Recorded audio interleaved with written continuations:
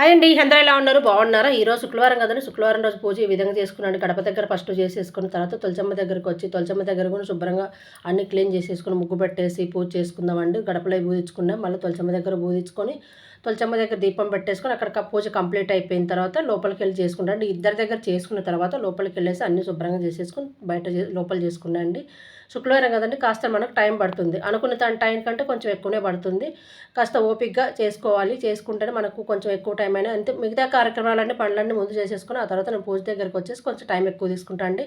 ఈరోజు మాత్రం గుడికి వెళ్తున్నామని చెప్పేసి తొందరగా చేసేసుకుని తొందరగా పొద్దున్నే చేసేసుకొని వెళ్దామని చెప్పేసి మా అమ్మవారిని ఇలా చూడండి ఈ విధంగా నా దగ్గర ఉన్న పూలతో అలంకరణ చేసేసుకొని ఆ తర్వాత మేము గుడికి వెళ్ళామండి. ఇక్కడ కొండాపూర్లో అర్ధనాగేశ్వర స్వామి గుడి ఉందండి. చాలా బాగుంది. ఇప్పటి నుంచో వెళ్దాం అనుకుంటున్నాం, కుదరట్లేదు. టీవీలో చూస్తున్నాం, యూట్యూబ్లలో తెగబెట్టేస్తున్నారు కదా, చూస్తున్నాం కానీ ఎక్కడుంది అనుకుంటున్నాము. కానీ ఈ రోజుకి మాత్రం ఎట్లకైనా వెళ్ళామండి. వెళ్ళంగానే అసలు మెయిన్ రోడ్డుకే ఉందండి. చక్కగా భలే బాగుంది.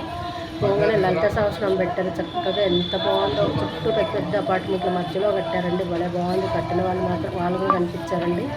నిజంగా చాలా అదృష్టవంతులు అనుకోవాలి. వాళ్ళు అంత మంచి గుడి పెట్టారంటే చాలా బాగుందబ్బా. నాకైతే నిజంగా అసలు ఎంత మంచిగా ఉందంటే ఇది అంటే మెయిన్ గుడి. అమ్మవారు అయ్యవారు ఇద్దరు ఉంటారనమాట.